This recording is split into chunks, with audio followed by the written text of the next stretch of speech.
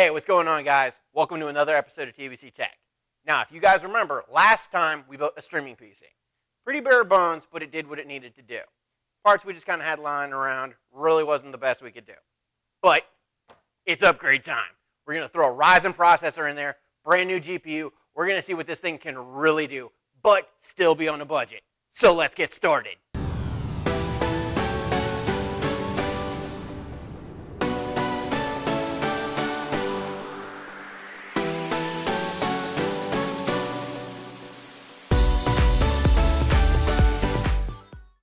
Okay, so I'm sure you guys remember last time we had the Gigabyte board, we had an i7 4770K, we had 16 gigs of RAM, we had a GTX 760, and we had a 700 watt power supply. Now, let's go through the parts we're going to be using today and see just where we're going to upgrade here. Now, as far as upgrades are concerned, we're going to start with our GPU. Now, last time around we had a GTX 760. We're going to stay with the NVIDIA family, but we're going to double that bad boy up. Now, this is a GTX 1060 from Asus. This is the 6 gig model. It's got this beautiful white fan cooler, double fans. This thing is awesome. Now, as far as memory is concerned, we're going to stay with 16 gigs. That's the sweet spot for gaming, and that should give us plenty of headroom as far as the streaming is concerned. Because this time around, we're going to be gaming and streaming in the same box. So, we went with some Vengeance LPX. This is 3000 megahertz. It's even still an upgrade, even though we're still staying with the 16 gigs. Now, one issue we had last time was CPU cooling. Now, that's kind of not surprising because we stuck with the shitty stock cooler. But we're going to solve that this time. We're going to go with this very nice tower cooler from Deepcool. Now, is this the fanciest, best cooler on the market? No, it's still a relatively cheap tower cooler, but that's the point because we're doing this on a budget. Now, obviously, we're still going to need to stream, so we're going to stick with our AverMedia HD Live Gamer 2s. Now, I know that they've released a 4K version of these cards. We're going to avoid those for the time being because, personally, I still don't really think there's a reason to try and do 4K streaming now. Most people that are serious in the streaming are downplaying to 900p anyway. There's really no reason to have a 4K card unless you have a top-of-the-line, super fast internet connection and just thousands and thousands of dollars to blow on a PC. So we're going to stick with the AverMedias for right now. If we need to upgrade in the future, so be it. Okay, so for our motherboard, we're going to go with a Gigabyte GA AB350.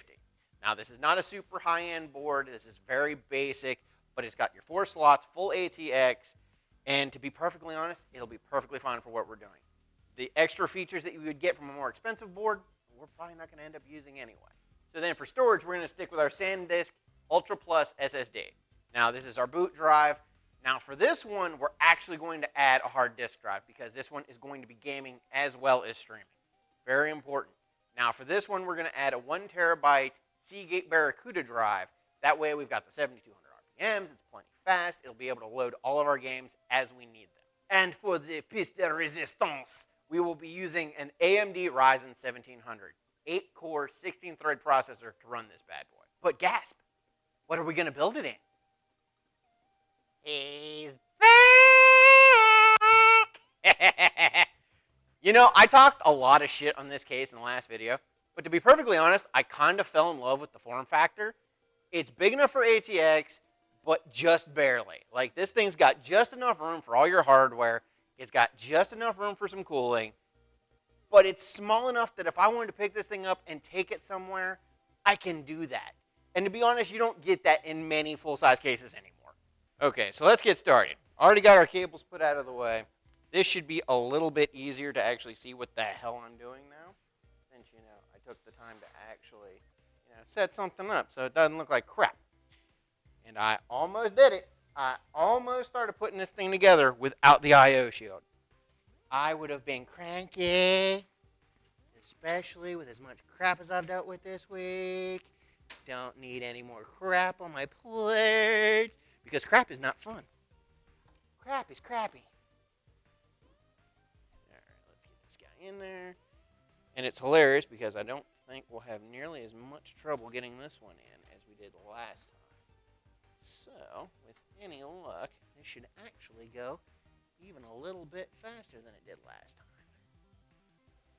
If I've actually got, there it goes. Didn't have the I/O shield pushed in all the way. Don't want to be tearing shit apart. And up tearing the damn VRM cover off.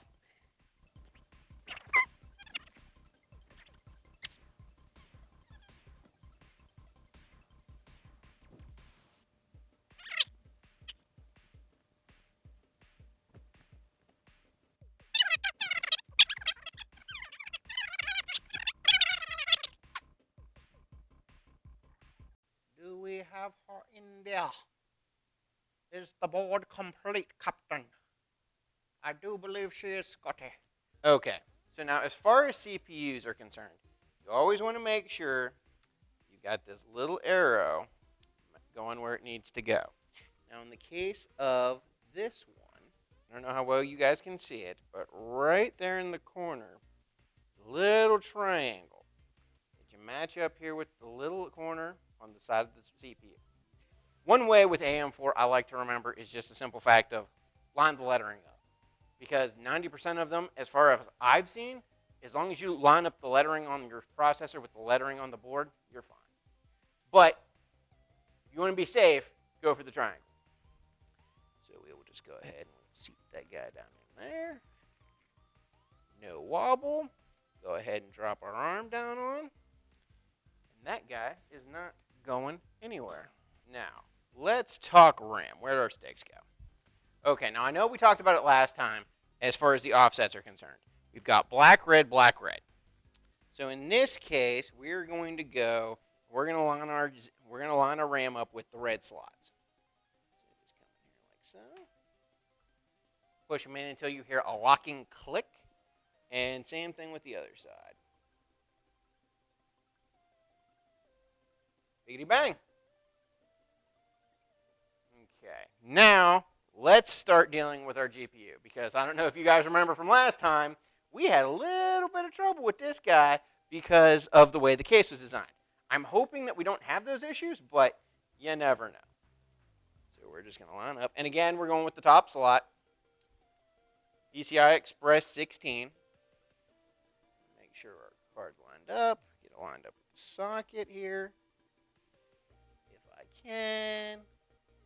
Apparently I'm a mongoloid. Boom! That locking click always sounds so satisfying.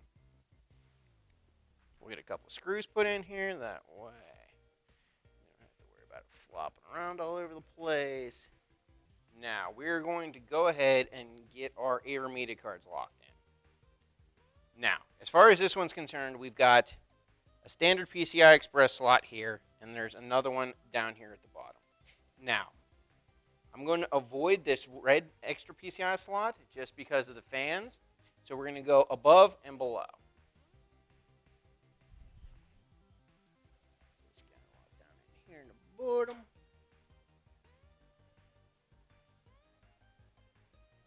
You know what's bad is I love black PCB boards.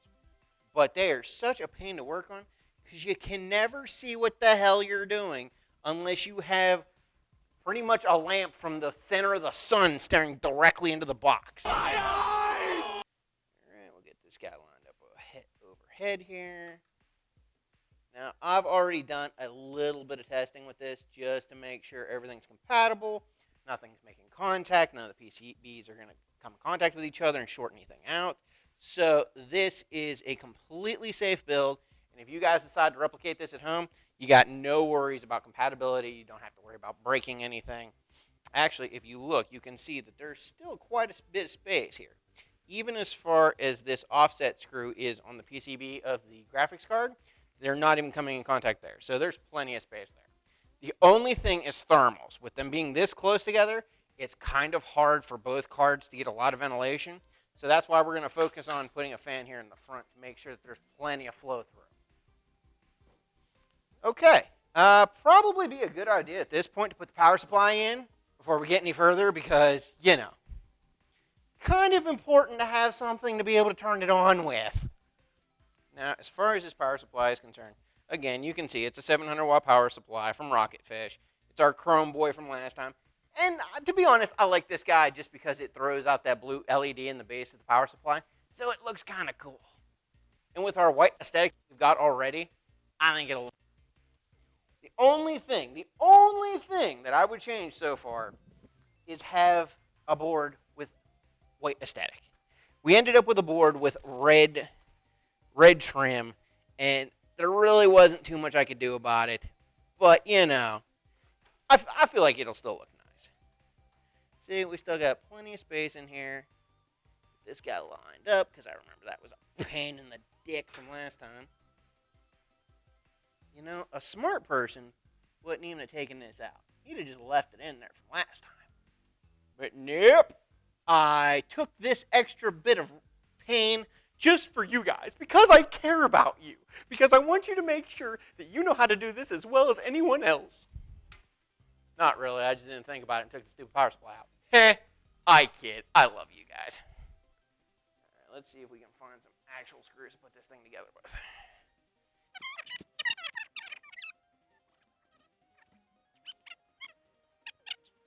Again, magnetic tip screwdriver. Best invention ever. You will not defeat me, evil power supply of doom. Better not start talking shit on it, then it'll explode, and then we're all shit out of luck. Especially me. That'd be fun trying to explain. Randy, what the hell happened? Everything exploded. What do you mean, everything exploded? I didn't stutter. It exploded. That's a word, right? Exploded? If not, it's going to be, because I'm going to explode it. I don't think this power supply is really small enough for this. Like, we got it in last time. Like, I don't know why it's fighting me this time, but it's in there. So, we will go ahead, and of course, the rat's nest is back, so we gotta kind of tuck that away till we're ready for it, because God only knows. Okay, so let's go ahead, and we're gonna get our CPU power put in. So right there. Yeah, got CPU power. Let's get the board powered up. Now, I know it's kind of hard for you guys to see, especially since it's kind of down inside the case, but the main board power is right here on the right-hand side of the RAM.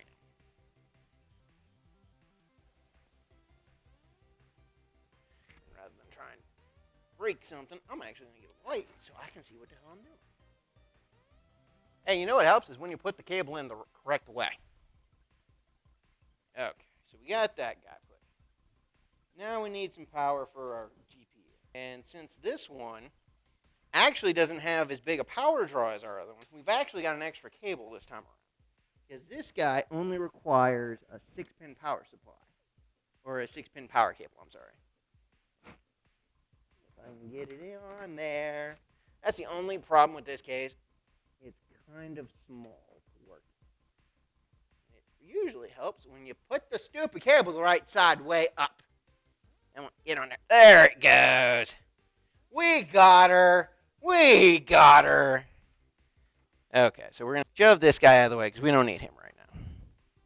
Now where's our SSD? Okay. Now let's find a SATA cable. Never fails. No matter how prepared you think you are, you always forget something. Okay, so we're going to go ahead and put that guy together. And then we are going to run this. It's going to be kind of hard for you guys to see. But our SATA socket is down here on the bottom side of the GPU. And then we have 2 up here alongside the board. So we're just going to plug it into one of those. And that way we can get our system up and running. Now sometimes you have to watch. Because with the SATA connectors, depending on the board that you have proprietary points. Now what that means is that your boot drive needs to go into a specific socket because different PCI ports, different SATA ports, they all have different connections. Some of them share the different lanes, some of them share memory, power, what have you. So it's always best to double check your motherboard instructions while you're putting these together. For me, if it doesn't work, we'll try a different SATA port. All right, let's get some power to this SSD.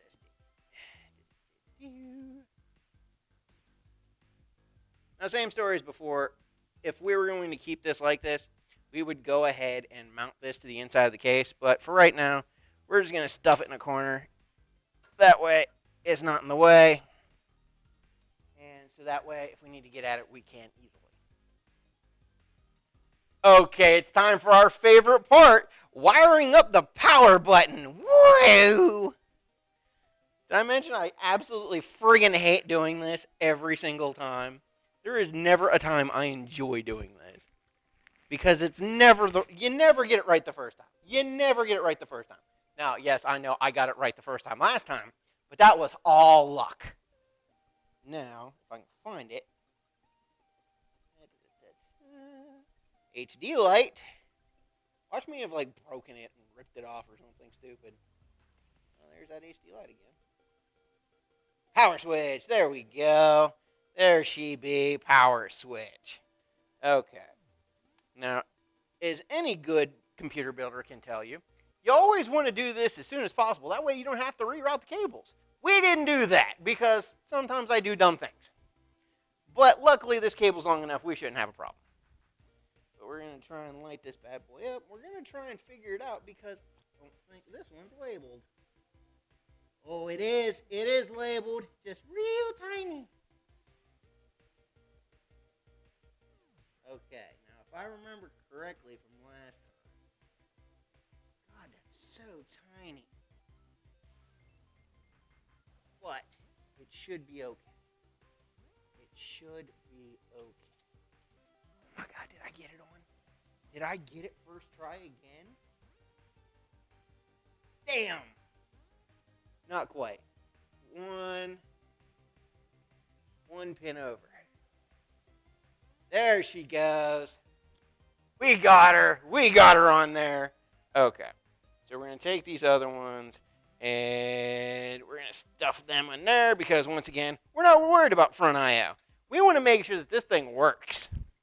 Okay, so with all that said, we've got our power supply put together. We've got our processor. We've got our RAM. We've got our GPU. And we've got our streaming cards. And we've got our power switch. Now all we got to do is put our cooler on. Now, luckily, as far as coolers are concerned, I love the AM4 socket because half the time, the brackets are built onto the cooler. I love these things because this can be such a pain in the ass on so many different sockets, especially Intel.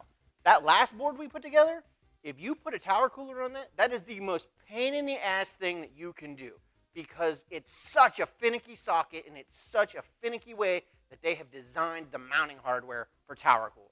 At least as far as the Hyper 212 is concerned, the T4, they're just really obnoxious. But luckily, AM4, so we should have an easier time for that. Now, I know that you guys keep hearing me say AM4. Now, that is the type of socket that first gen Ryzen uses. Actually, we're on Gen 3 Ryzen, and it's still in the AM4 socket. Let's hope it stays there for a little while. A little backwards compatibility. That's always a good thing when it comes to motherboards. But with the Threadripper, there is the, what is it, the TR4? It's a whole different socket. So keep that in mind whenever you're shopping for Ryzen. But let's go ahead, let's get some thermal paste put on, and let's get this put together. Right. Grab our thermal grease. Now, as far as Ryzen is concerned, it's a little bit hotter than a lot of the same style chips as far as Intel's concerned. So you want to be a little more liberal with your thermal paste, but you don't have to, like, pour half a jar on it. Just a little bit of common sense, but apply a little bit extra, too. So rather than a little doobity-doop, we're going to give ourselves a little gloobity-gloop. That's probably about double what I put on last time, if you guys remember correctly. So hopefully that'll work. Now, again, if we have any thermals, we'll go back, we'll reassemble the tower cooler, and we'll just put some more paste on. Because I know for a fact that this cooler does well, and it does work well for Ryzen. So let's just go ahead and get it put on. Let's see if I actually remember how the hell this thing goes on there. So we're going to go ahead and give ourselves some light again. See, with the AM4 socket, you've got these wonderful little hook tabs on the sides that makes putting this thing together so easy. And boom, that's all there is to it. As far as these are concerned, they are so simple to put on. I love these things. Okay. So let's go ahead and get the fan attached, and we should be just about ready to fire this guy up. Now, one of my personal pet peeves are these stupid little pins that they put with tower coolers to put the fans on. They're so obnoxious. They're not the worst invention on earth, but they're pretty freaking close. Like, they're just, they're so finicky. Like, if you're going to give me a proprietary little pin thingy that I absolutely have to use, then just build it into the fan. Okay, so what we're going to do with this fan is we're going to actually set it up as an exhaust fan so that it blows through the tower cooler and blows out the back of the case. So we just got to do a little flip here. And we just slide that down from here. And hopefully this doesn't make me want to throw myself out a window. See what I mean? They're not attached to the fan in any realistically useful way. It's just, hook and loop. So if you don't get it first try, too bad. Somebody in the comment section is probably just yelling at me right now, like, you should have put it on before you put it in the kit. I didn't want to. Shut up. Okay, so obviously we got the fan there, tower cooler here, exhausting out the back, coming right out the back side here. Just as soon as we find out where our little fan cable goes. I know you guys can see it just there. That's our CPU fan. Now with those, 90% of the time they're labeled either CPU fan or it'll be system fan. It's not too much of a worry as long as you're just hooking up a standard 4-pin fan. Now if this were water cooled, then you want to look for any kind of water cooling sort of header, because it will be labeled differently because it runs at a different speed. There she goes. Yeah, you guys can see down there on the far side there. Just by my finger, if I can actually light it correctly. There it is. Just down there on the board. And see, that's the number one thing. Don't ever get upset. Don't ever get overexerted on something like this. If you run into an issue, just take a step back. Look at it from a different angle. Sometimes you're going to have to take stuff apart. Sometimes you're going to make a mistake and you're going to scream and yell and rant and rave. And there's nothing to it but to just tear everything back to the beginning and start over. But most of the time, as long as you take a second, think about what you're doing, the solution is simple. Now we know. And knowing is half the battle. We've got our 2 streaming cards. We got our GPU. We've got our CPU with our tower cooler. We have our power supply and our SSD. And everything's hooked up to power. So let's go ahead and get the side panel thrown on, get a monitor put together, and we'll see if this thing works. Oh, one more thing before I forget. With these tower coolers and these smaller cases, make sure you measure your tower coolers. Because I was just looking at this one because, you know, I didn't do that very thing that I'm telling you to do. And I was looking at this going, did I fuck up again? Is the side panel actually going to go on? And by God, that much clearance. But it does clear. So, always remember, if you're dealing with a smaller case, always measure, check measurements before you buy a tower cooler. Something like this, you should probably even use like a low profile Noctua cooler, something a little closer to the board. But we went with the tower cooler, and luckily it worked out for us. But again, check measurements. Okay, guys, here we go again. Uh-oh. Did I turn it off the wrong way? All right, guys, here we go again. Ooh, that's not a good sound.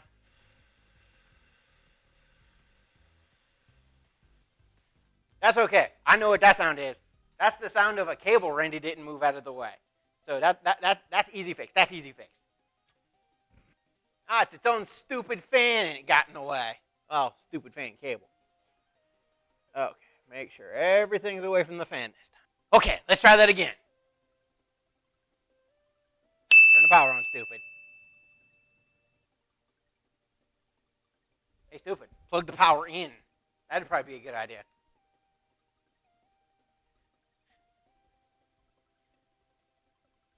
Okay, guys, here we go again. Turn the power off again, stupid.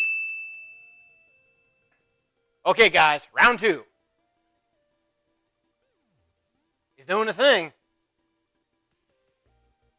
Ooh, it's working. All right, what do we got? Hot damn, it's working. Just took it a second. Just relax. Relax, guys. Relax. We got this. It is initializing. Getting devices ready. You mean the keyboard and the mouse? I think they're ready already. Although, to be fair, it probably is initializing the graphics card and the streaming cards and all the other nonsense and blah, blah, blah, blah, blah. Oh, it's doing something. The graphics card just kicked in. Because now the resolution doesn't look like butthole. Okay, guys. So, obviously, we've got the system up and running now.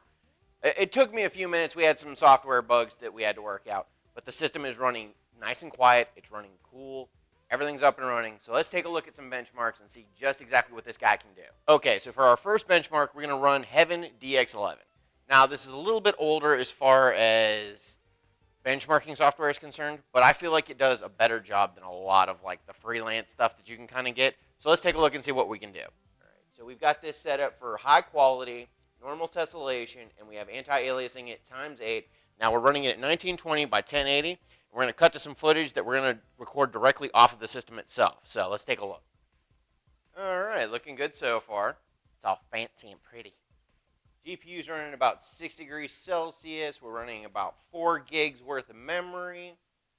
And we're running it about 125 frames per second right now. And as you can see, it looks great. And keep in mind, we are still running OBS in the background. This is recording what we're doing right now.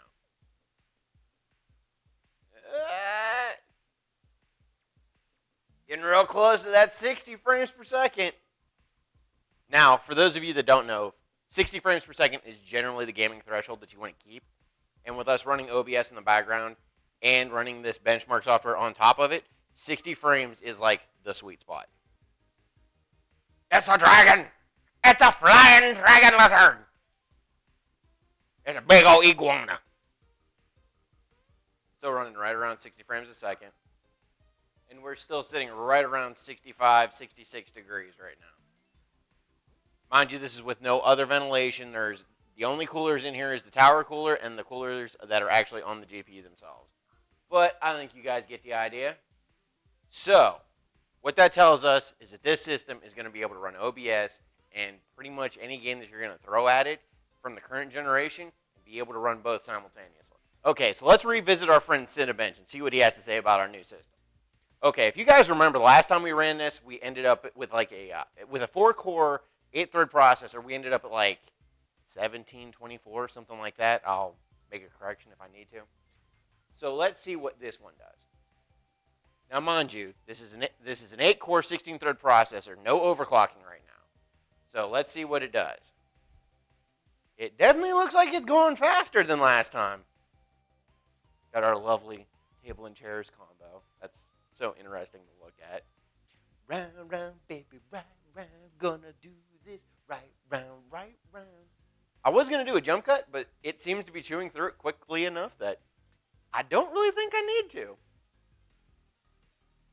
Live results, ladies and gentlemen. Live results. I like it. Yeah, that's right. You finish him squares. You do it fast. Again, why such a boring picture? You're going to make me sit and stare at it while I'm running a benchmark. Could you think of nothing more interesting? We're on the home stretch. She's finishing up now. And we're done. All right. And we have a score of 3,031. Yeah, that's way higher than last time. Nearly double what we had last time, which makes sense whenever you consider we have twice as many cores. But still. And to be perfectly honest, this thing is running completely silent. It's not making any noise. It's running plenty cool. And there's only 2 fans in the entire system. And that speaks highly of the tower cooler and the difference in our GPU. We're using a dual fan GPU this time around. We've got the tower cooler. And for as much as people talk about Rising putting off a lot of heat, in my experience, that's not really the case. At least not in average, run-of-the-mill kind of cases like these. But that's not what we came to see, you screech at me in the comments. Okay, hold your panties. Let's run some games. Now, one caveat to this is I want you to keep in mind that the Rocket League version that we're running is an older version. It's an offline-only version.